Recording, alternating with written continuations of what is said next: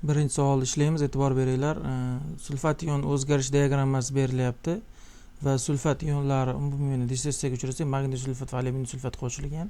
Natijada 0.84 mol hosil bo'lgan, ya'ni molyar konsentratsiyasi, ya'ni 0.84 molyar. Demak, o'z eritmalar 300 ga 200 qo'shilgandan keyin 500 eritma hosil bo'ladi. 500 ml qancha deyishimiz kerak? Bizda molyar konsentratsiyasi berilgan. Molyar konsentratsiyasi 0.84 molyar bo'lgan. Mana bundan proporsiya qilib molni topib olishimiz kerak.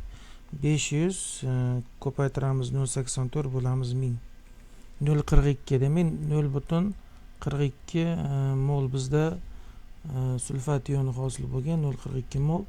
Bizda mana bu yerda alyuminiy sulfat qo'shilgan, alyuminiy sulfatni ham hajmi konsentratsiyasi berilgan, ya'ni molyar konsentratsiyasi 1000 ml da 0.6 molyar, ya'ni bunga magniyga qo'shilgan, ya'ni 200 ml qo'shilgan.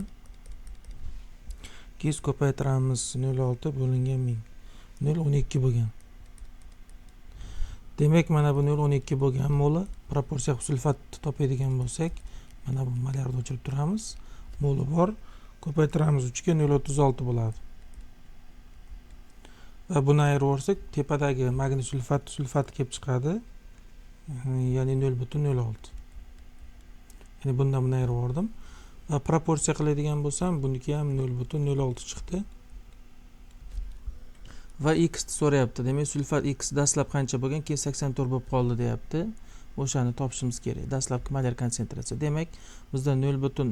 eritma hajmi bor 300 ml va bunda sulfatlar 0.06 mol bo'ldi. Molyarni topish uchun o'sha 1000 ga qancha desak, dastlabki sulfatni molyar kelib chiqadi. Ko'paytiramiz 1000 ga, bo'lamiz 300 ga. 0.2 demak 0.2 molyar bo'ladi. Javobimiz B bo'ladi.